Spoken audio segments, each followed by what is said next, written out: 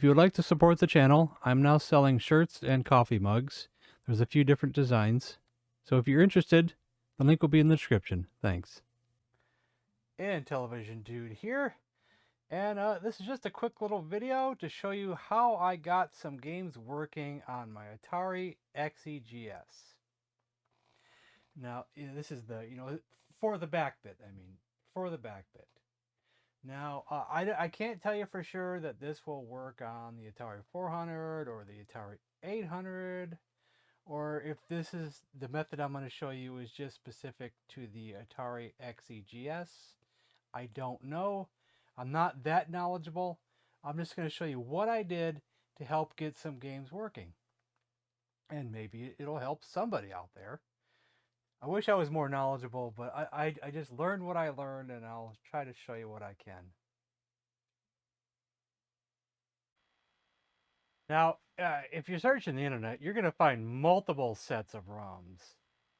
And some work on the Backbit better than others.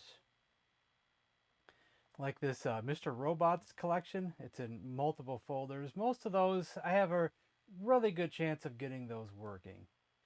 A lot of these are in, here, let me bring some of them up here, are in .car format. And they seem to work pretty good. Another really big collection is this one that was called A8 Vandal. I don't remember where I got some of these from. And these are in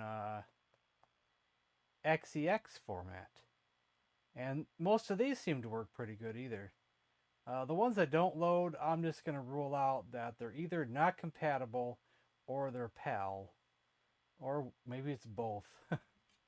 But I have really good luck with this set. But the largest set that I found was this set called the HomeSoft collection. I have it on here twice because I'm going to show you something here. Is that all of these are in .xex format, but barely anything works. I mean barely, like 1% of the games will load. And just for example, we'll use Centipede. We'll use the 1981 version. When I try to load it, it just sticks at a blue screen. Now, what I learned from Eevee is that what it is that some of these sets could have been converted just to work for a specific model of Atari 8-bit. Like it could have just been made to work just for the 400. They could have been converted just to work for the 800, but you just don't know. It's a guessing game. So here, let me show you another game here. I'm going to use two games as an example. And then over here is Beachhead. Now you can't see it there, but this is I think a .atr format. And the Backbit just won't load a .atr. Just says invalid format. I had a lot of trouble getting a copy of Beachhead that would work on here on the Backbit. I think there might be one in the HomeSoft collection, or I can't remember if it's Mr. Robot's cartridge collection. I can't remember, but nothing would work. Nothing at all would work. But I finally got one to work, and I'll show you how I had to convert it to get it to work. Plus I'll show you how I converted Centipede in the same way. So let's get over to my computer and I'll show you something. Alright, we're going to use a program called Max Flash Cartridge Studio. And you will find this on the Max Flash website. They're the ones who sell the Max Flash flash cart. It's probably a good flash cart as well. But what we're going to do here, you're going to click File, then we're going to click New. Now I'm going to select a whole bunch of files. I already have them pre-selected here. I selected a whole bunch, probably more than what we need. Now do you see down here where it shows 1 MB, 4 MB, 8 MB? We want to make sure that at least the 8 MB is green.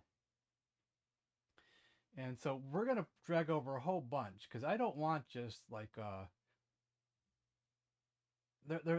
there's close to 5,000 ROMs in this HomeSoft collection, and I can't imagine doing each game individually. It's just insane.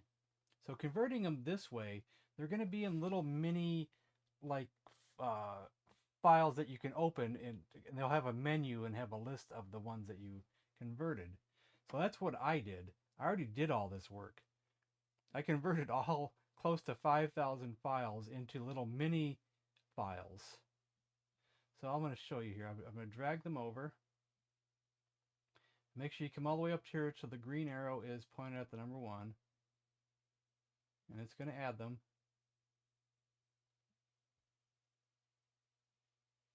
We probably grabbed too many, but I usually do that on purpose because it depends on the size of the games of how many you can fit on each one of these that you do. Sometimes I've only been able to fit like 30 to 40. Sometimes it's 50 to 60. I think the most was somewhere in the 70s, and they were probably really small games. So I'm just going to delete until the 8-bit starts to glow green.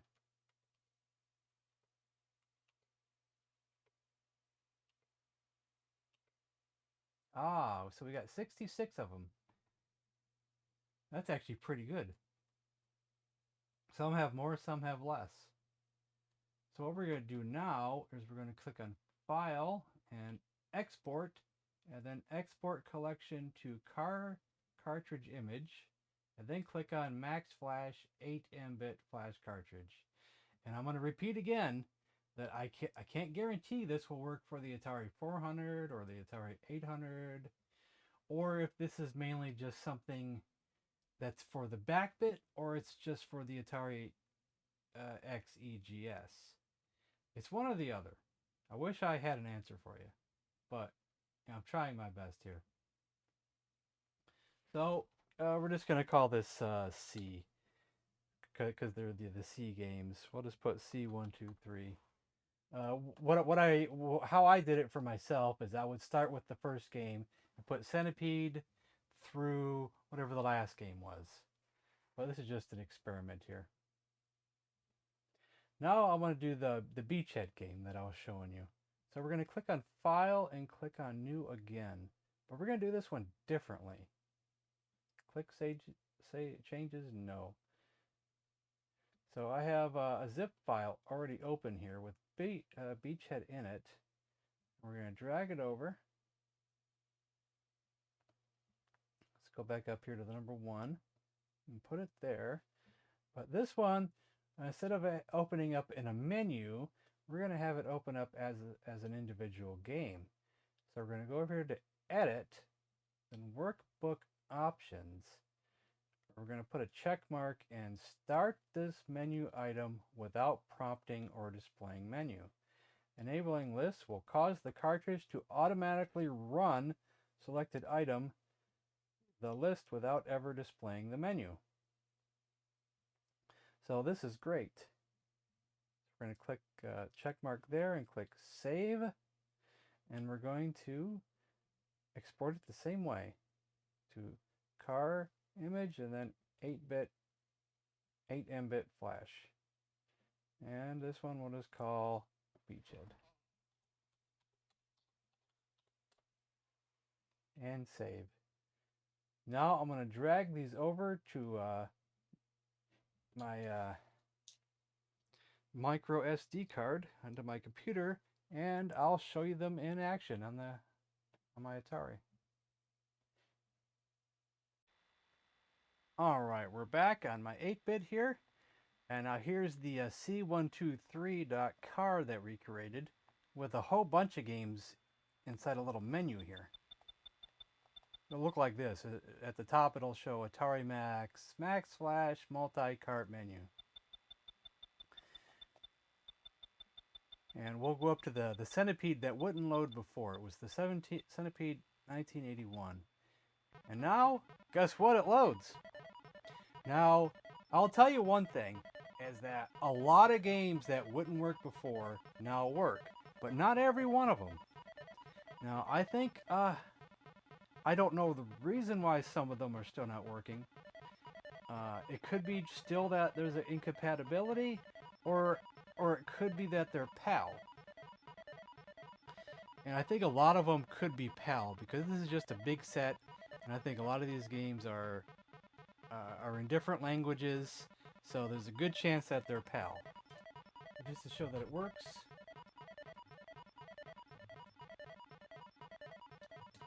There we go. Oh, it froze for some reason. It didn't freeze last time I did this. I swear it didn't. I played it. We'll try it again, though. Because I have it in the other set, and it didn't freeze in that set. Maybe I did something different this time.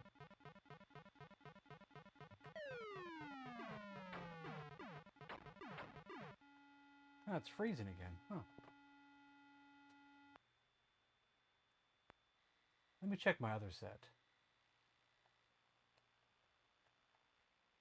Because you can see here, I did all this already with these other sets. I was just testing out one of these earlier before I started recording. I wonder if it was one of these other ones that I was playing.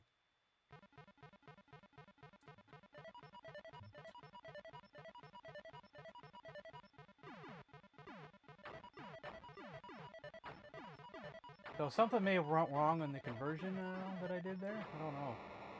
Or is this just a bad one? I was playing another one though, and it worked just fine. So it's like I said, it's not perfect. You know, that could be a maybe it's a can't guarantee it's a PAL one.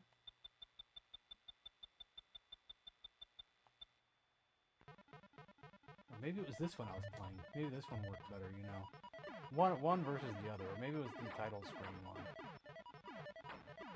Let's see here.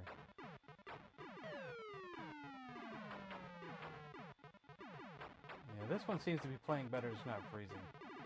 So, you know, that's just how it goes. This was another one that wouldn't work until I converted it, though. Because I tested this one too earlier. Yeah, so this one's good. This one's good. And here I'll show you here. See, this is the set after I converted everything, and this is the set before I converted everything. A lot of these just don't work. See, 1982 doesn't work.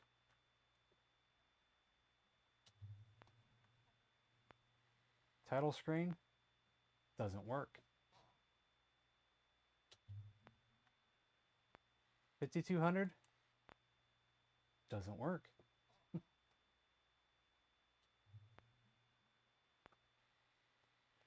But there's one downside to doing it this way.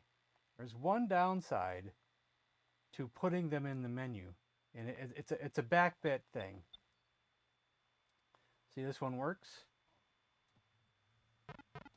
This is the Atari 5200 version of Centipede.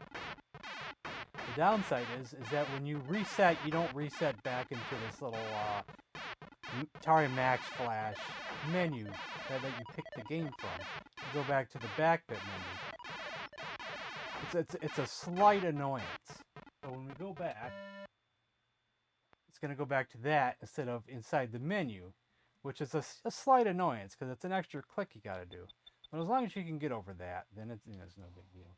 No, let's go try Beachhead. So this is the one we just added. This is the one I just converted. And there we go. We got Beachhead. That was a success. I believe I got this one off of, it's called Atari Mania.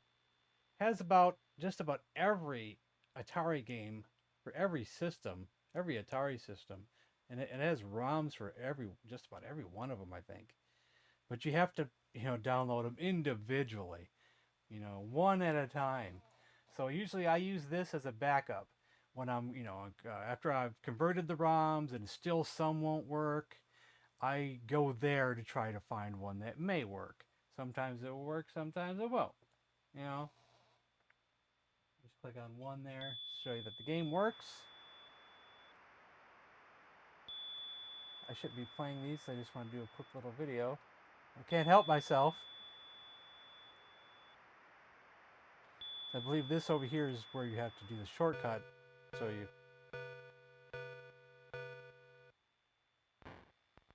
we have to cross the